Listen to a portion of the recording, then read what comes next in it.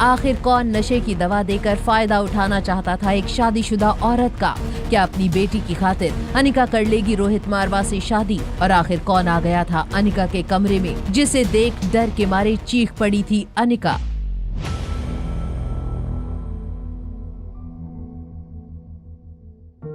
अनिका जब बाथरोब पहनकर बाथरूम से बाहर आई तो सोफे पर बैठे रोहित को देखकर उसकी चीख निकल गई और रोहित की नजर भी बाथरोब में खड़ी अनिका पर मानो जम सी गई। रोहित ड्रग्स की वजह से मदहोश था। हाउ डेयर यू मिस्टर मारवा, इतनी रात में मेरे रूम में बिना परमिशन के कैसे आ सकते हैं आप? रोहित नशे की वजह से अनिका की बातें ऐसे सुन रहा था जैसे वो गाना सुन रहा हो।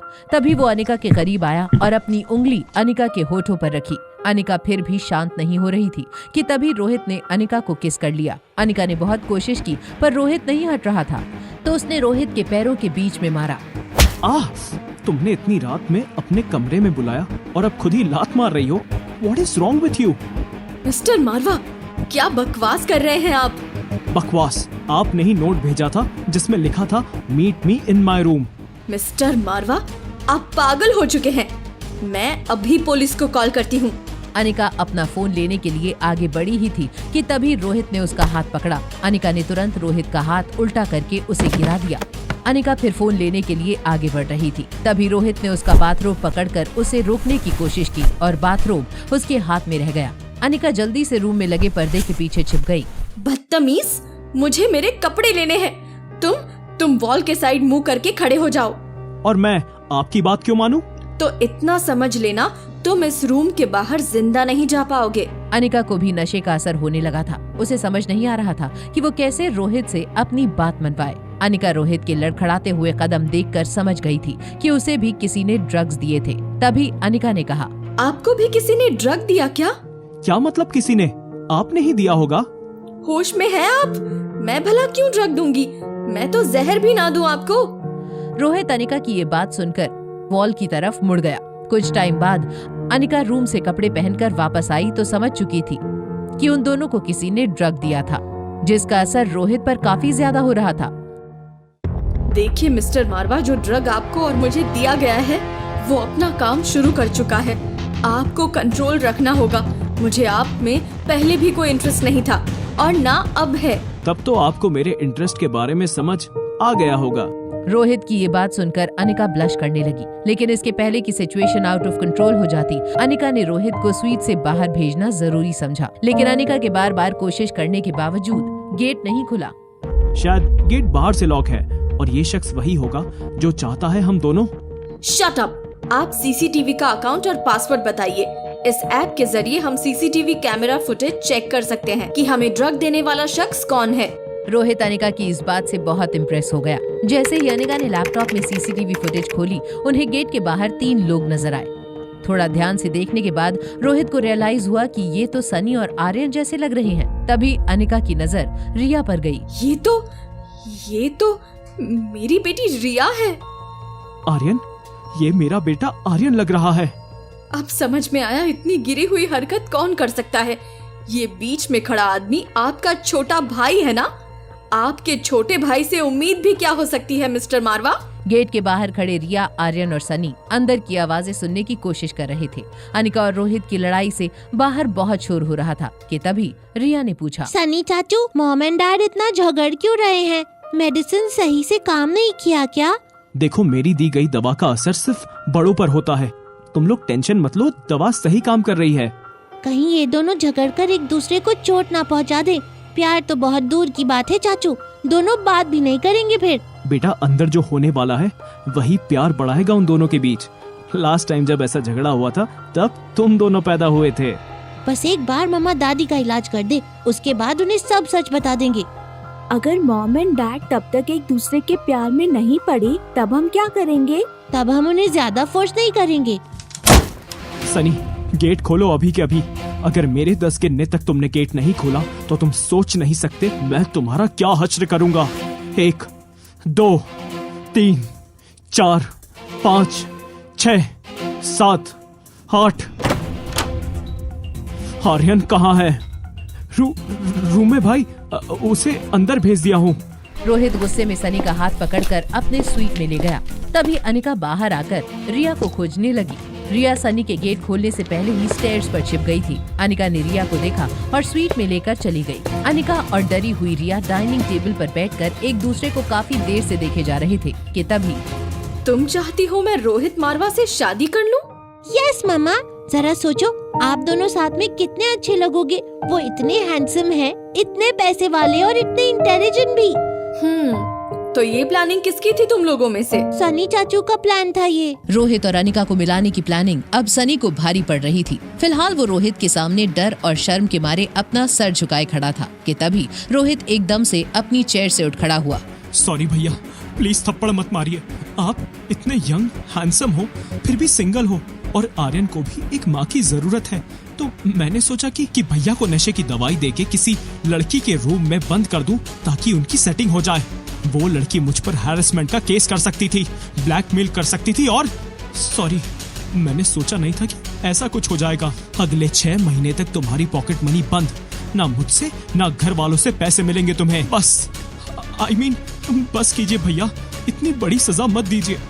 मैं अपने गेमिंग क्रेडिट्स रिचार्ज नहीं किए तो चैंपियनशिप से निकाल दिया जाऊंगा। सनी झूठ मूठ रोते हुए अपने कमरे में चला गया। अनिका के साथ हुए उस अजीब इंटरैक्शन से रोहित शर्मिंदा तो था, लेकिन उससे ज्यादा उसे इस बात की हैरानी थी कि वो अनिका के ख्यालों को अपने दिमाग से क्यों नहीं निकाल पा रहा था। ये अचानक क्या हो गया है मुझे? पहले कभी किसी के लिए ऐसा नहीं लगा है। लगता है ड्रग्स का असर अभी तक नहीं उतरा है। अगली सुबह अनिका को भी ड्रग्स के हैंगओवर से अपना सर भारी सा लग रहा था। आज उसे रोहित की दादी की सर्जरी के लिए चंडीगढ़ निकलना था। पैकिंग शुरू करने से पहले ही उसे रोहित का मैसेज आ गया, जिसमें लिखा था कि दादी को उसने दिल्ली के लाइफ केयर हॉस्पिटल में शिफ्ट कर दिया है और होटल के गेट पर अनिका को एयरपोर्ट ड्रॉप करने वाली कार रेडी है। लेकिन जब अनिका और रिया उस कार में एयरपोर्ट के लिए निकले, तब ड्राइवर ने कुछ ऐसा किया जिसे देखकर अनिका हैरान रह गई।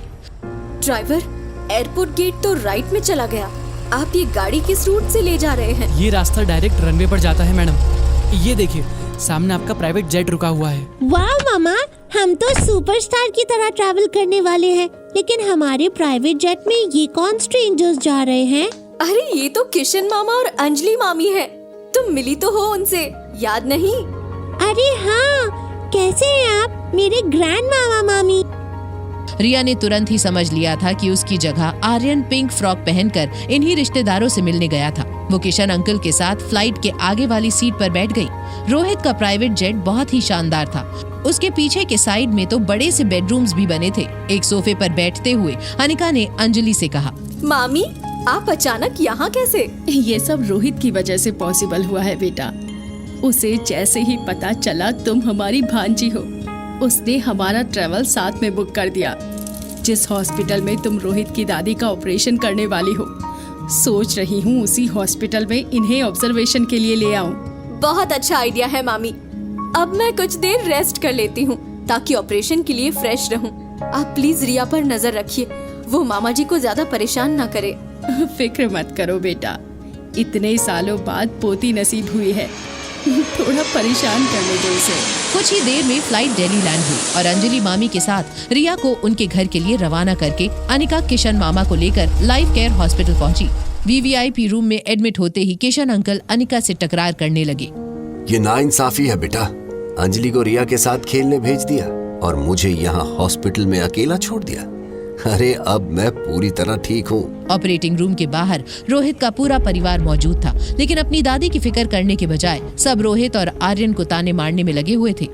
क्या जरूरत थी दादी को ऐसी नाजुक हालत में चंडीगढ़ से दिल्ली शिफ्ट कराने की? तुम्हें उनकी फिक्र है या नहीं? रास्ते में कुछ हो जाता तो? देखिए चाची, यहाँ की फैसिलिटीज चंडीगढ़ के हॉस्पिटल से ज्यादा अच्छी हैं। मुझे दादी की फिक्र है, इसीलिए उन्हें शिफ्ट करवाया है। इतनी फिक्र है तो आर्यन को क्यों लाए यहाँ? दादी को गिराना क्या काफी नहीं था कि उनकी सर्जरी में भी बाधा डालने लाया है इस मनुष्य को? डैड, मेरी वजह से दादी ज्यादा बीमार हो गई तो मैं यहाँ नहीं रुकना चाहता। कोई भी नहीं चाहता कि मैं यहाँ पर रहूँ। आर्यन की मासूमियत देखकर रोहित को अपनी फैमिली पर और ज्यादा गुस्सा आ गया। उसने आर्यन को एक नर्स के साथ एक प्राइवेट रूम में भेज दिया। आर्यन उस स्टाफ का हाथ पकड़कर जा ही रहा था कि तभी सामने से तेजी से चलती आ रही अनिका नजर आई।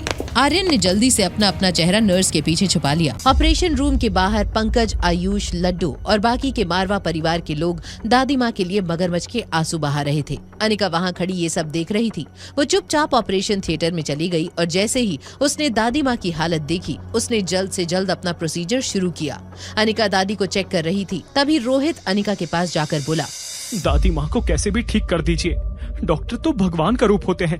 आप कोई चमत्कार कर दो, मैं जिंदगी भर आपका कर्जदार रहूंगा। रोहित, खुद को संभालो। आपकी दादी माँ की कंडीशन ठीक नहीं है। उन्हें जो कार्डियक अरेस्ट आया था, उसकी वजह से उनकी बॉडी बहुत वीक हो चुकी है। आप बोलना क्या चाहती हैं? इनकी बॉडी में मल्टीपल ऑर्गन फेलियर के चांसेस बढ़ गए हैं। अगर इन्हें 24 घंटे में होश नहीं आया तो इनके बचने की उम्मीद बहुत कम है। आप ऐसा कैसे बोल सकती हैं? जल्दी से जल्दी आप ऑपरेशन क्यों नहीं करती? दादी माँ की उम्र 80 साल की है और उनकी बॉडी बहुत वीक है और ऑपरेशन से ब्रेन में ब्लड क्लॉटिंग हो सकती है, जिससे वो हमेशा के लिए कोमा में जा सकती हैं या उनकी मौत हो सकती है। रोहित को समझाते हुए अनिका की असिस्टेंट और रोहित आईसीयू वार्ड से बाहर आ ही रहे थे, तभी पंकज, आयुष और लड्डू ने उनकी बातें सुन ली और रोहित को घेर लिया। पंकज ने गुस्से में बाकी के परिवार वालों से कहा, डॉक्टर बोल रहे हैं कि माँ नहीं बच पाएगी। क्या बिगाड़ा था मेरी माँ ने उस आर्यन का? हे भगवान, मेरी जान ले ले पर मेरी माँ को बचा ले। ये सब तुम्हारी वजह से हो रहा है रोहित। चाचा, ये एक्टिंग करना बंद करिए और चिल्लाना भी। मेरी माँ मर रही है और तुम्हें लग रहा है कि मैं एक्टिंग कर रहा हूँ? एक्टिंग तो तुम कर रहे हो।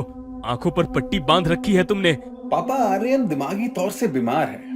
उसे क्या पता था कि दादी को धक्का देने से क्या होगा? उसे तो शायद मजा आया होगा। आर्यन में तुम तीनों से ज्यादा दिमाग है। हटो मेरे रास्ते से, मैं यहाँ और नहीं रुक सकता। अगर दादी माँ को कुछ भी हुआ तो मुझसे बुरा कोई नहीं होगा।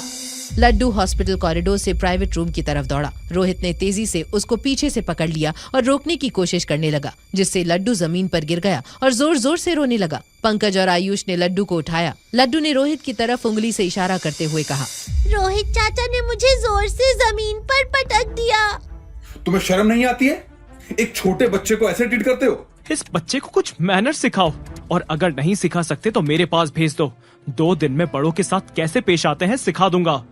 अगर इतने ही बड़े टीचर हो तो अपने बेटे को भी जरा सा मैनर्स सिखा देते, जिसकी वजह से आज तुम्हारी दादी मौत से लड़ रही है। काश तुमने उसे मैनर्स सिखाए होते तो आज तुम्हारी दादी मौत से नहीं जूझ रही होती। वो बच्चा नहीं, एक मर्डरर है।